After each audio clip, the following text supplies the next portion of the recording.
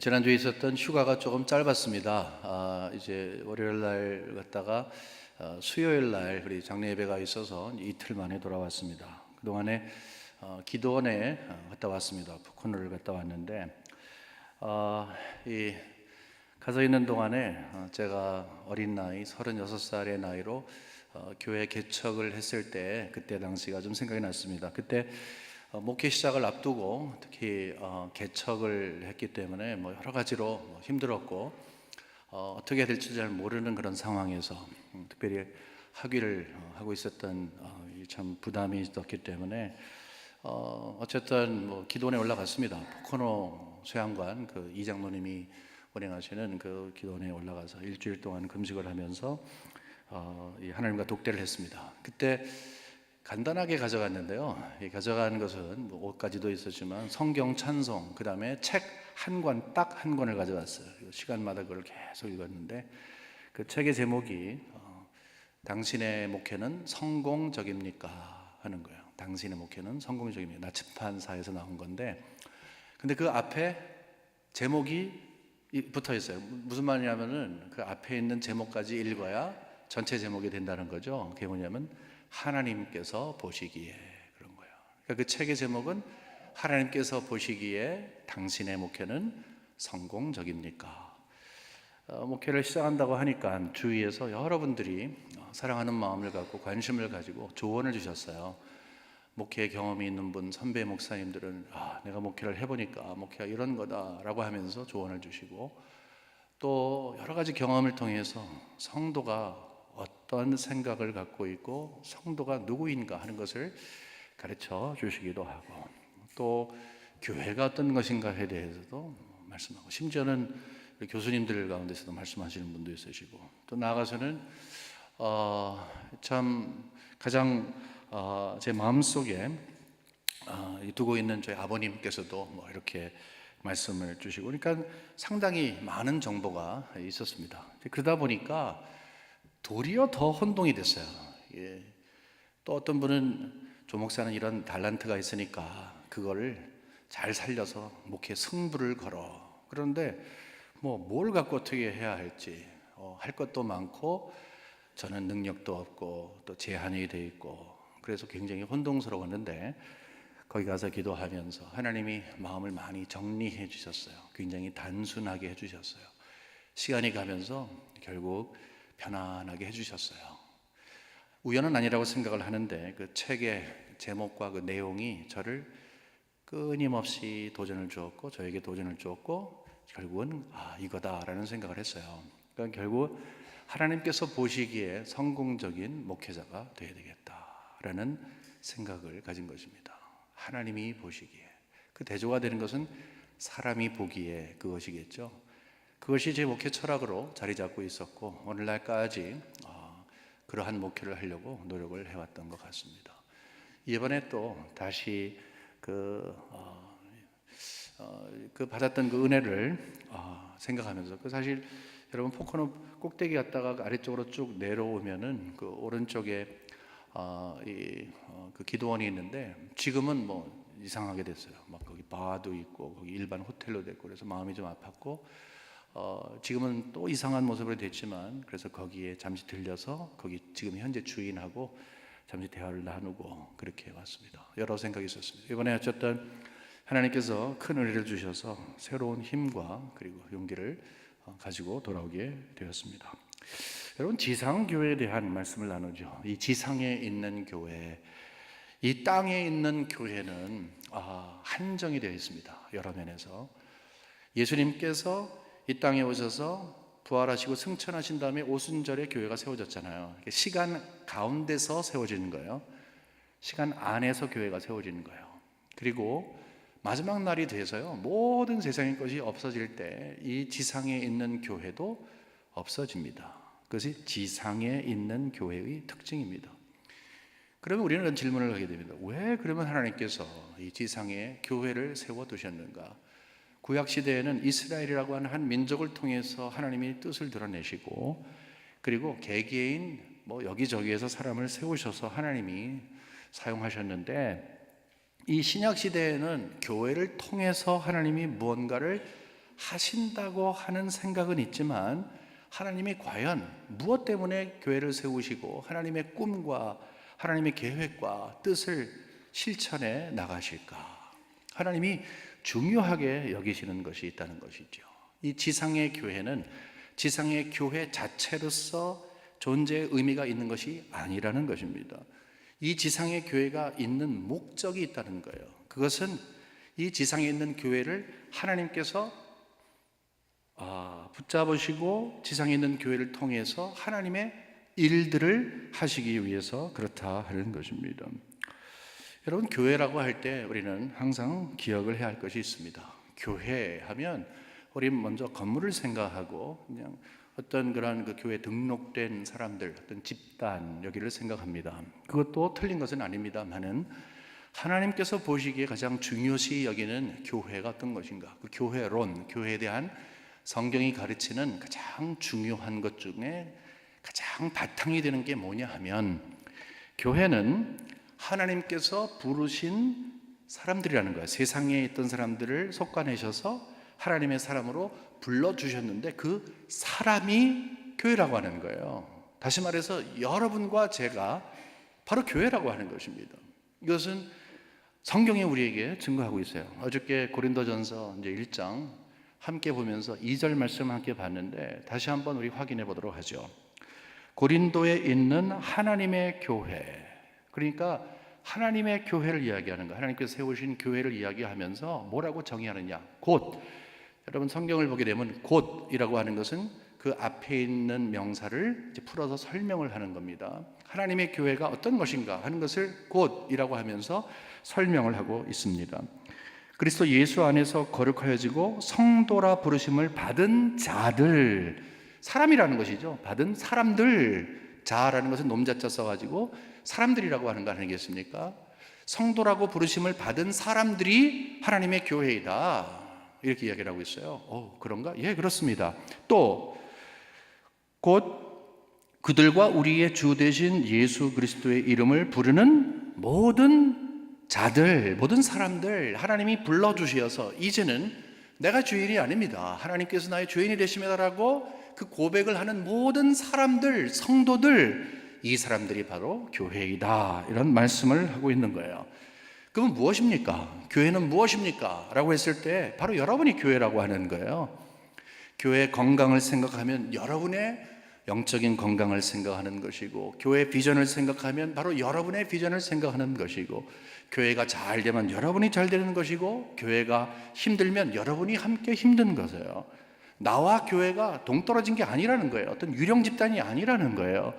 어떤 추상적인 게 아니라는 거예요. 내가 바깥에 서서 이 교회라고 말할 수가 없는 교회예요. 내가 바로 교회에 속해 있기 때문에 그렇습니다. 우리 가정을 이야기할 때에 내가 만일에 아버지의 아들이라고 한다면 이 가정을 이야기한다 그래도 내가 여기에 속한 것을 명제로 하잖아요. 마찬가지인 것이죠. 교회 하면 나를 먼저 생각을 해요.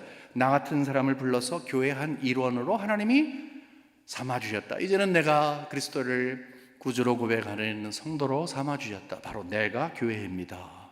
그러면 교회가 무엇이냐 하면 제가 교회입니다, 이런 말을 해야 되는 거예요. 그 말은 뭐냐 하면 하나님이 지상 교회, 여러분을 세우셔서 하시고자 하시는 것이 있다는 것이죠. 하나님이 하나님의 뜻과 꿈과 계획을 교회를 통해서라고 했을 때는 바로 여러분을 통해서 그 일을 하시는 것이죠. 누가 하겠지가 아니라는 거예요. 바로 여러분인 것입니다. 혹시 이 말을 들어도 그래도 누가 하겠지, 그게 아니에요. 바로 여러분을 통해서, 교회되는 여러분을 통해서 하나님께서 일을 하기를 원하신다는 거예요. 그 중에 가장 소중한 것이 무엇일까요? 하나님이 무엇을 그렇게 가장 소중하게 하실까요? 영혼 구원이죠. 세상에 소망이 없잖아요. 절망 가운데 있잖아요. 그렇기 때문에 세상에서는 예수 그리스도만이 참된 소망입니다. 그리고 유일한 소망입니다. 여러분, 참 소망과 유일한 소망이 합쳐지게 되면 이것은 진짜 소망이 되는 것이죠. 그것을 우리가 지금 고백하고 있어요. 우리는 몰랐던 사람들인데 세상에 살면서 멍청하게 살고 세상의 향락에 취하고 살던 우리들을 하나님께서 불러주셔서 이제는 내 소망 다 내려놓고 지금까지 절망 가운데 살았군요, 죽음 가운데 살았군요 라고 하며 참된 소망 되신 예수 그리스도가 나의 유일한 소망이십니다라는 것을 고백하는 입술을 갖게 됐잖아요. 그것이 바로 예수를 나의 주로 고백하는 거 아니겠습니까? 생명의 주로. 그러면 하나님께서 이 가장 원하시는 것은 나에게 소망을 주시어서 예수가 참된 소망입니다라는 것을 전하게끔 한다는 것입니다. 누가 그 일을 하겠습니까? 그러면 성도가 한다고 했는데 여러분 하세요? 여러분을 통해서 그리스도가 정말 소망이 되시는 것을 세상에 알려드리세요? 바로 그것을 위해서 소망을 전할 수 있을 만한 사람으로 훈련이 돼야 되는 거죠. 자격을 갖춰야 되는 것이죠. 저희 교회 이 비전이 성도를 온전케, 세상에 소망을 내요. 그러니까 세상에 소망을 주기 위해서는 먼저 온전해야 된다라고 이야기를 했어요. 2주 전에 말씀을 나누면서 이런 말씀을 드렸어요. 그래서 온전이라고 하는 것은 perfection을 이야기하는 게 아니라고 했어요. 완벽한, 완전한이 아니라 잘 준비가 된 것이라고 이야기를 했어요. 준비가 된 것. 그러니까 성도를 준비시켜서 그리스도가 유일한 소망이 되십니다 하는 것을 알리도록 하는 것이죠. 그러니까 제가 여러분에게 도전을 드릴 수 있어요. 여러분이 예수 그리스도가 정말로 나의 유일한 소망이 되십니다라고 하는 그런 전하는 삶을 살지 못하고 있다면, 그런 삶을 살지 못하고 있다면 여러분 훈련 받으셔야 되는 거죠. 그만큼 온전해져야 되는 것입니다. 그래서 오늘 그 온전해지는 것에 대해서 함께 말씀을 나누는 거예요. 지난번에는 이 에베소서 4장 12절 말씀을 통해서 하나님께서 우리에게 온전하게 되기를 원하는 걸 봤는데, 바로 앞절되는 오늘 요절에 첫 번째 되는 13절에도요 이 온전하다는 단어가 나옵니다. 한번 함께 보도록 하죠. 우리가 다 하나님의 아들을 믿는 것과 아는 일에 하나가 되어 온전한 사람을 이루어. 온전한 사람을 이루는 것은 하나님의 아들을 믿는 것과 아는 것을 통해서 온전한 이름을 이루는데, 온전한 사람이 어떤 것인가에 대해서 설명을 하면서 그리스도의 장성한 분량이 충만한 데까지 이르는 것이다. 다시 말해서 온전한 사람은 성숙한 사람이다. 여기서 이런 말을 하고 있습니다. 온전하다는 말은 굉장히 좀 이렇게 정의하기가 좀 힘들지만 우리의 언어로 잘 이해할 수 있는 것을 풀어서 설명하자면 성숙해야 한다는 거예요. 성숙한 사람이 쓰임을 받는다. 성숙한 성도가 진정으로 소망의 도구가 된다. 이런 말을 할 수 있는 것입니다. 여러분, 잘 자란 아이가 어떤 아이입니까? 잘 자란 아이가 있잖아요. 여러분이 낳았는데도 가정 가운데 잘 자란 아이가 있고 또 그러지 못한 아이가 있어요. 어떻게 구분을 합니까? 잘생긴 겁니까? 어떤 거예요? 노래를 잘하는 겁니까? 뭐 어떤 거예요? 성숙한 아이죠. 철이 든 아이죠. 남들과 달리 철이 든 아이가 잘 자란 아이예요. 어른하고 아이하고의 차이는 현저합니다. 가장 중요한 차이점은 겉으로 보이는 거죠. 어른은 아이에 비해서 몸이 큽니다. 그리고 아무래도 나이가 들어 보입니다. 이제 머리도 희끗희끗해지고 주름도 탱탱한 것이 이제는 좀 누글누글해지고, 그런 것은 어쩔 수 없는 거예요. 겉에 보기에 여기는 아이구나, 여기는 어른이구나, 이렇게 분명하게 구분할 수가 있습니다.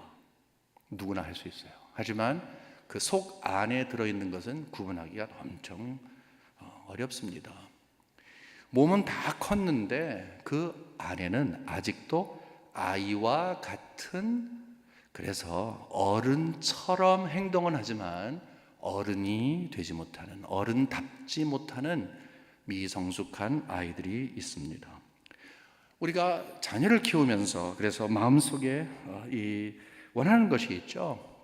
이 아이가 어떻게 해서라도 몸이 큰 만큼 마음도 커지고 생각도 좀 커지고, 몸이라도 작으면 귀여울 텐데 이게 몸도 큰데 말입니다. 몸도 커갖고 그런데 애처럼 굴면 그거 참 부모의 큰 짐이 되고 기도 제목이 됩니다. 여러분, 그것 때문에 얼마나 많이 우셨습니까? 여기에도 우시는 분이 계실 것입니다. 성도도 마찬가지예요.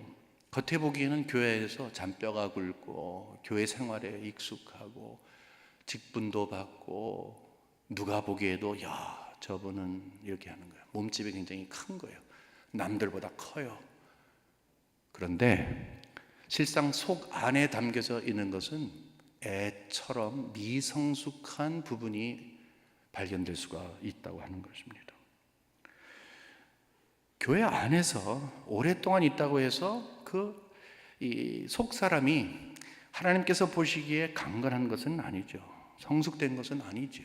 스스로 자기가 착각 속에 빠지는 경우도 많이 있어요. 어린 아이가 아니라 어른이라고 생각하고 그렇게 행세를 하는데, 걸음걸이도 다르고 애헴거리며 다니는데 그 속은 들여다보면 애만도 못한 그런 경우도 있는 것입니다.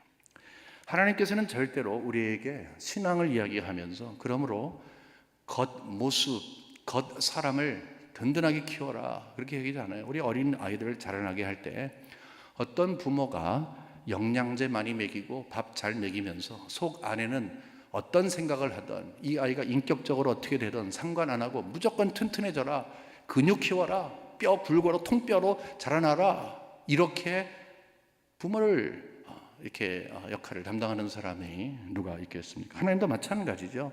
하나님도 우리 자녀를 향해서 겉모습에 대해서는 나는 2차적으로 생각한다. 물론 겉모습이 중요한 겁니다만 그것은 안에 있는 것이 흘러나와야 한다라고 하면서 성숙해라, 신앙의 목적을 성숙으로 삼아라, 이 말씀을 하고 있습니다. 요즘은 그런 일이 많이 없지만 제가 자라날 때만 하더라도 유괴범들이 꽤 많이 있었어요. 애들 유괴해요. 주로 이제 아는 사람들이 그렇게 하는데, 그리고 무슨 이제 부모들이 애를 막 찾고 그럴 때 편지를 하든지 전화를 하죠. 언제까지 돈 마련해서 갖고 와, 경찰한테 알리면 국물도 없어? 그러면 부모들이 경찰한테 알리지 못하고 끙끙거리다가 돈 꾸고 돈 만들고 뭐 이래가지고서 가는 그런 경우가 많이 있었습니다. 굉장히 나쁜 사람들이죠. 어떻게 그런 일을 할 수 있겠어요? 하지만 뭐 그런 사람들도 있는 겁니다. 사회는 악이 많이 있으니까. 제가 자라날 때도 그런 일이 있어갖고 우리 부모님들이 저를 딱 앉혀놓고 걱정하면서 말씀하셨던 그 표정과 내용이 생생하게 기록이 잘 기억을 납니다. 야, 절대로 모르는 사람이 너 어디 가자 그러면 가지 말아라. 절대로 가지 마라. 사탕 줘도 과자 줘도, 심지어는 엄마 아빠가 오라고 해도 모르는 사람 따라가지 마라. 왜냐하면 부모들은 이렇게 하라고 신문에 나가고 그러니까 그런 당부를 했습니다. 근데 여러분 생각을 해보세요. 대학생 된 아이, 지금 대학교 다니는 아이를 앞에 두고 부모님이 앉혀놓고 야, 내 말 들어라. 절대로 누가 과자 준다고, 사탕 준다고 따라가지 마라. 그런 말을 한다고 한번 생각을 해보세요. 이건 완전히 코미디죠. 말도 안 되는 일이죠. 차이가 무엇입니까? 성숙의 차이입니다. 어린 아이는 미성숙한 거예요. 생각하는 것이 미성숙한 거예요. 결정하는 것이 미성숙한 거예요. 그래서 미성숙을 벗어나서 성숙하게 되면 걱정이 덜 되게 되는 것이겠죠. 생각이 짧고 올바른 판단을 하지 못하는 것, 본인은 다 이것이 옳은 것이라 생각을 할지 모르겠지만 결국은 미숙한 모습을 그대로 갖고 있는 것이지요. 신앙의 목적은 그렇기 때문에 성숙하는 겁니다 라고 한다는 것은 조금 적극적으로 이야기하면 미숙함을 버리는 것이죠. 똑같은 이야기예요. 우리의 기도 제목 가운데 하나님 성숙하게 하여 주시옵소서 하는 기도가 우리에게 있다면 미숙한 부분을 하나님 잘라버리게 하여 주시옵소서, 이제는 미숙한 모습에서 벗어나게 하여 주시옵소서 라고 하는 그런 기도가 하나님께 상달되어야 되겠죠. 왜 그렇습니까? 겉모습이 도리어 때로는 방해가 될 때가 있어요. 겉모습에 취할 때가 있어요. 바리새인들이 바로 그렇게 한 것이죠. 정말 중요한 것은 속이 자라야 되는 거예요. 속이 꽉 차 있어야 되는 거예요. 속이 어른스러워야 하는 것입니다. 에베소서 우리가 13절 읽었는데 바로 다음 절인 14절에 보면은 이는 이렇게 시작을 합니다. 또 설명을 하는 거예요. 왜 우리가 온전해야 되는가, 왜 성숙해야 되는가 라고 이야기하면서 이는, 그 이유는 우리가 이제부터 어린아이가 되지 아니하여 사람의 속임수와 간사한 유혹에 빠져 온갖 교훈의 풍조에 밀려 요동하지 않게 하려 함이라. 어린아이는 사람의 속임수에 그냥 넘어간다는 거죠. 간사한 유혹에 그냥 넘어간다는 것이죠. 이상한 교훈이 있어도 그냥 넘어간다는 것이죠. 그냥 한 방에 나가는 거예요. 우리 신앙생활을 하면서 여러분들은 미숙한지 성숙한지 스스로 점검을 해보시기 바랍니다. 이 세상을 살아가면서 우리는 영적 전쟁을 치러야 돼요. 각양의 정말로 다양한 영적 유혹이 우리에게 있어요. 유혹이 있을 때 쉽게 넘어지는 이유가 뭔 줄 아세요? 다른 거 없어요. 성숙하지 않아서 그래요. 자라나지 않아서 그래요. 시험이 왔을 때 시험을 이길 수 있는 능력이 없고, 이리 흔들리고 저리 흔들리고, 누가 한마디 하면 쭉 귀가 얇아갖고 있고 가슴이 벌렁거리고. 여러분, 그거 왜 그런 줄 아십니까? 그것은 바로 성숙하지 못해서 그래요. 애와 같은 모습을 가졌기 때문에 그래요. 신앙생활 하면서 자기의 길을 걸어가야 되는데 쉽게 넘어지고 자빠지는 이유가 뭔 줄 아세요? 애가 제 걸음을 걷지 못하는 것과 마찬가지예요. 성숙하지 못해서 그래요. 힘이 없어서 그렇습니다. 여러분, 사춘기 아이들하고 대화하는 거는 벽하고 대화하는 것보다 조금 어렵습니까? 쉽습니까? 조금 어려워요. 벽하고 고목하고 대화하는 것이 더 쉬울 때가 있어요. 저 같은 경우는 그런 경우도 있었어요. 지금은 다 하나님의 은혜로 더 이상 사춘기 아이들이 없지만, 또 잘 하나님의 은혜로 지나갔지만, 그것이 무엇인 줄 알아요. 요즘에 사춘기 아이를 두고 있는 분도 여기 계시는데 아마 어떤 의미인지를 아실 것입니다. 대화가 되질 않아요. 여러분, 왜 그런 줄 아세요? 왜 사춘기 아이들하고 대화가 안 되는 줄 아세요? 그리고 나이는 먹었는데 대화가 아직도 안 되는 아이들 있잖아요. 사춘기라는 연령 때문이 아니라 사춘기 때 특징을 아직도 버리지 못한 거예요. 미숙한 거죠. 그 모습이 뭔 줄 아세요? 자기가 다 컸다고 생각하는 거예요. 사실 그렇잖아요. 사춘기가 되면 몸을 보는 거죠. 큰 거죠. 우리 남성들은요, 아이들은 코 아래 콧수염이 나기 시작을 하고, 목소리가 돼갖고, 옛날에는 뭐 테너를 하든지 소프라노 하든지 뭐 그거밖에 못했는데 이제는 베이스도 하는 거예요. 이런 것도 하는 거예요. 어른이 된 걸로 생각을 하는 거죠. 여성들은요, 우리 아이들은 뭐 화장도 하면은 다 이쁘죠. 그 다음에 여러 가지 면에서 더 여성스러워지잖아요. 그러니까 어른이 됐다고 생각을 해요. 어른인데 감히 어디에다가 이야기를 하는 거예요. 그래서 틴에이저와 이야기하면 어떻습니까? 가르치려고 그래요, 도리어. 가르치려고 들어요. 와, 이건 정말 힘든 일이에요. 막 틀렸다고 이야기하고 막 가르치려고 이야기를 해요. 대화가 되질 않아요. 상대할 수가 없어요. 벽하고 이야기하고 고목하고 이야기하는 게 더 쉬울 때가 있어요. 어떻게 그것이 가능합니까? 그런데 이런 틴에이저, 사춘기를 둔 아이를 향해서 우리 부모님들은 뭐라고 이야기하고 싶어요? 맞아, 네가 100% 네가 짱이야.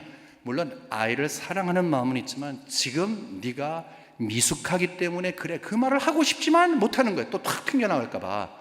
마음은 여기까지 꼴딱꼴딱 하고 있는데 그 말을 못할 뿐이에요. 그렇지 않습니까? 정말로 괴로운 거예요.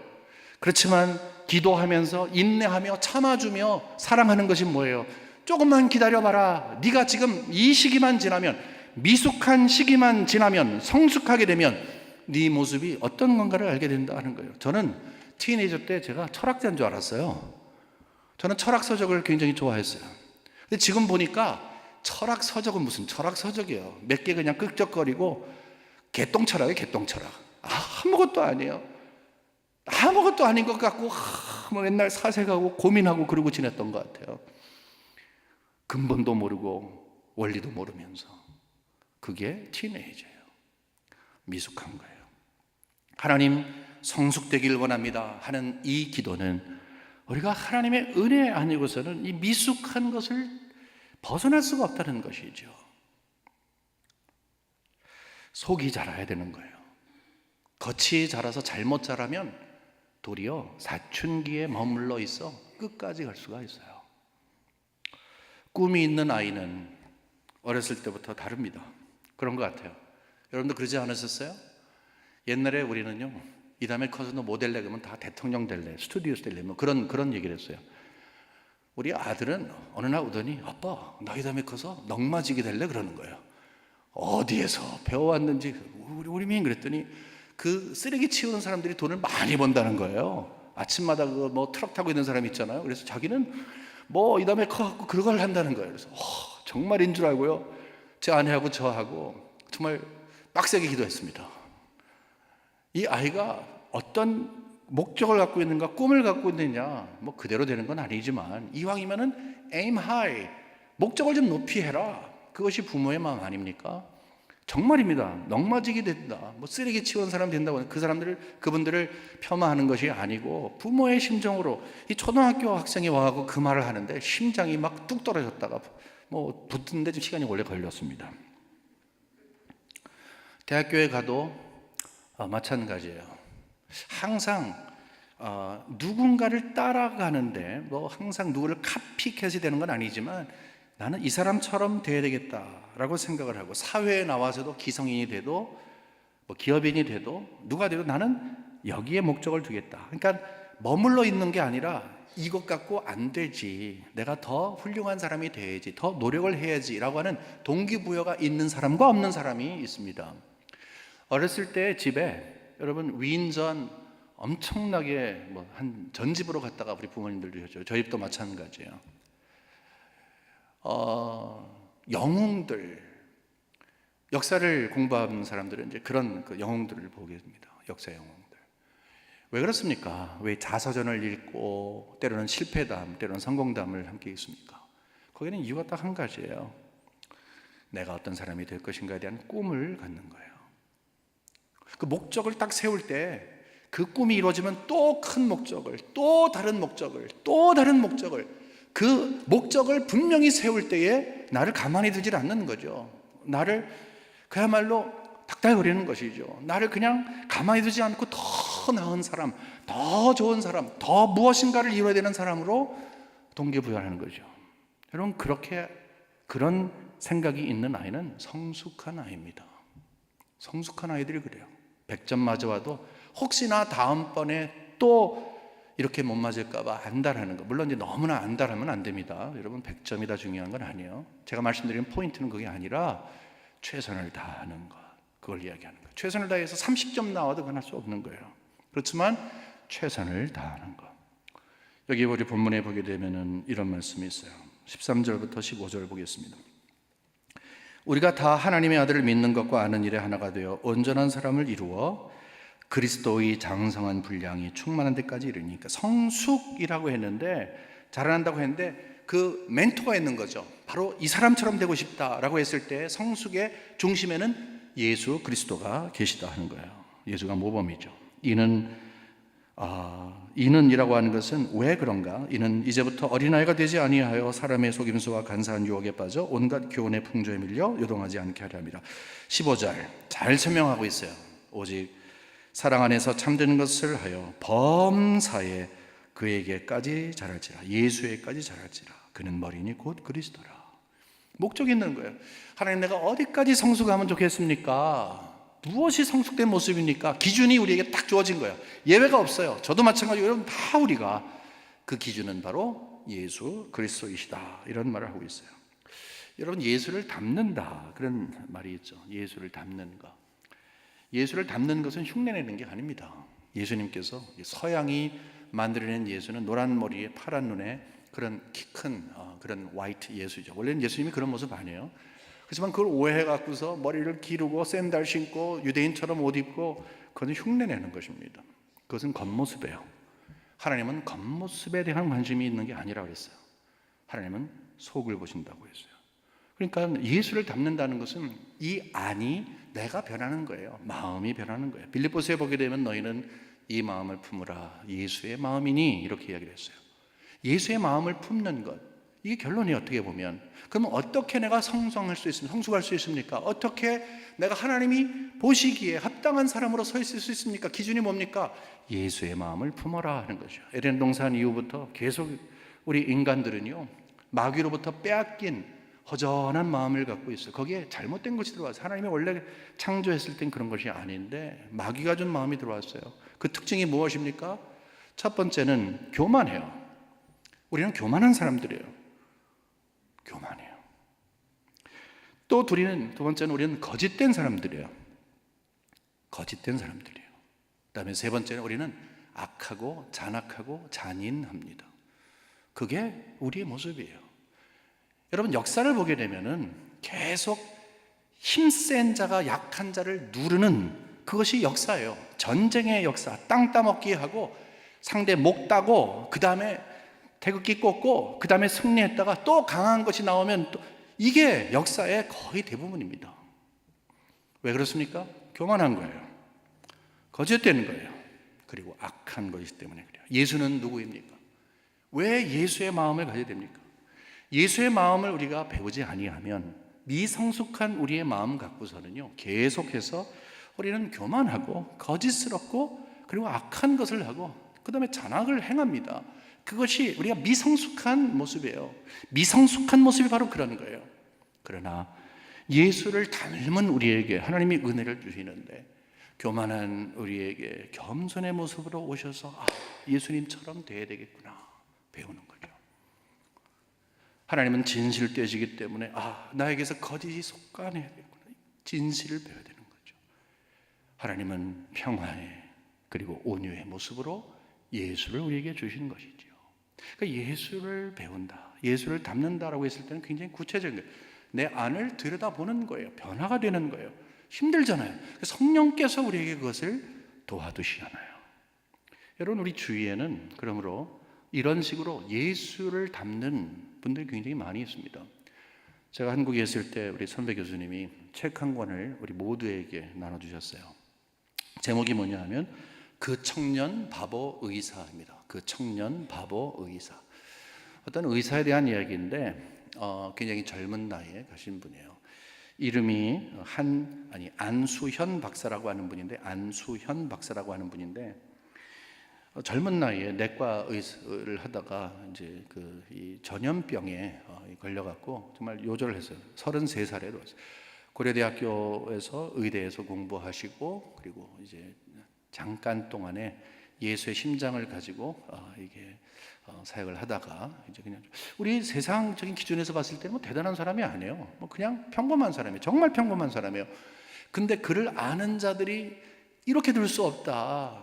우리가 정말 이분을 좀 알려서 좀 임팩을 줘야 되겠다라고 생각을 해서 특별히 그 친구 중에 한 분이 집필을 해서 이 책을 냈습니다. 무엇이 그렇게 위대했을까요? 뭐 대단한 병원을 세우고 보건소를 세우고 그런 것도 아니에요. 이분은 이제 의대를 간 다음에 재수를 해서 갔는데, 의대를 간 다음에 공부가 빡세잖아요. 그래도 반드시 무엇이 중요한가를 알았었어요. 성경 공부의 리더, 그 다음에 예배 시간에 찬양 여기 앞에 리더를 놓지 않았어요. 의대 갔기 때문에 바빠요 이런 말 하지 않았어요. 성적이 잘 안 나온 걸 알면서도 내가 중요한 거가 뭔지를 알았어요. 그런 삶을 살았어요. 첫 번째는 주위에 있는 친구들이 저 예수쟁이라고 놀렸어요. 정신없다 그랬어요. 그래 나 정신없어 하면서 결국은 자기의 일에 충실하게 됐어요. 사람들이 눈이 달라진 것이죠. 예배드리는 일과 봉사하는 일을 절대로 자기의 신분과 상관없이 의대를 다닐 때에도 인턴을 할 때에도 어느 때에도 최선을 다했다는 것입니다. 주위에 있는 사람들이 바로 저 사람 같다면 이라고 하면서 이제 예수에 대한 관심을 갖게 되는, 그 믿는 예수가 누군데? 라고 하며 관심을 가진 거죠. 왜 그래요? 내 마음속에는 유일한 소망이 예수밖에 없습니다. 그 말을 하지 않았어요. 하지만 예수만이 내 소망인 것을 아니까 하나님께서 그를 미쁘게 여기사 도구로 사용하신 것이지요. 세상에 소망을 주는 사람이 됐어요. 얼마나 아름다운지 몰라요. 우리 주위에는 이것처럼 자기를 드러내지 않았고 목소리를 내지 않아도 예수님처럼 희생하고 인내하고 순종하고 자기를 처복종시키고 믿음의 길을 묵묵하게 걸어가는 분들이 엄청나게 많습니다. 역사를 보면 그런 분들이 교회를 지켜온 거예요. 교회는 침묵하며 그 자리를 무릎으로 하나님의 은혜를 사모하며 지킨 자들이 2000년의 교회 역사의 중심에 있습니다. 많은 분들은 그냥 사라져갔어요. 이름 없이 사라져갔어요. 그래도 바로 그런 분들을 통해서 하나님은 끊임없이 세상의 소망이 무엇인지를 알려주신 것이지요. 저는 우리 교회에도 묵묵하게 주어진 십자가를 지고 가는 성숙한 성도님들이 많이 계시는 것을 잘 알고 있습니다. 감사합니다. 예수 그리스도를 따르는 모든 과정 속에 있어서 가장 중요한 것은 무엇인가? 겉으로 보여지고 목소리를 내고 그게 아니라 내 자리를 지키며 묵묵하게 주의 영광을 위해서 아름다운 모습을 갖춰야 되겠다. 속사람을 강건케 하는 것, 성령 충만과 함께 내 안에 예수 그리스도의 심장이 되고 나를 근본적으로 변화시키시는 은혜를 얻기 위해서 그것을 포기하지 않는 분들, 여러분 힘을 내시기 바랍니다. 이제 우리는 성숙을 신앙의 목적으로 삼아야 합니다. 다시 말해서 어린아이의 일을 버려야 합니다. 주위에 어린아이의 일을 하시는 분이 있으면 격려를 하는 것입니다. 그리고 어른다워져야 하는 것입니다. 어른다워져야 성숙해야 쓰임을 받습니다. 하나님께서는 성숙한 성도, 속이 꽉 채워져 있는 성도, 예수의 성품을 닮은 성도를 사용하시기 때문에 그렇습니다. 저는 믿습니다. 하나님께서요, 우리 모든 성도님들 다 하나님의 교회의 일원인데 하나님이 보시기에 하나님이 인정하시는 그런 성도들이 다 되어서 우리 주님께 영광을 돌리는 그런 아름다운 교회의 모습을 꿈꾸며 나갈 때 주님께서 우리를 붙잡으시고 사용하실 것을 분명히 믿습니다. 하나님 아버지 감사합니다. 감사합니다. 우리를 불쌍히 여겨 주시어서 예수를 알게 하시고 이제는 나를 위한 삶이 아니라 주인을 위한 삶을 살 수 있도록 가르쳐 주셔서 감사합니다. 하나님, 우리 마음속에 아직도 미숙한 부분이 많이 있습니다. 그래서 하나님 간구드립니다. 우리가 성숙하여도 더 성숙하기 위해서 예수의 몸까지 자라기 위해서는 죽을 때까지, 마지막 숨을 쉴 때까지 우리는 계속적으로 성숙을 목적으로 삼아야 합니다. 하나님, 우리의 껍데기가 우리를 제어하지 않게 하시고 우리의 속사람을 보시는 하나님께서 하나님을 제한하지 아니하고 내 자신을 제한하지 아니하는 은혜를 베풀어 주시사 사용하시는 하나님의 손에 붙들려 살아가는 우리 모두가 될 수 있도록 고개 숙이는 한 분 한 분들 하늘의 문을 여시고 축복하여 주시옵소서. 은혜를 베풀어 주기를 소원하며 예수님의 이름으로 기도합니다. 아멘.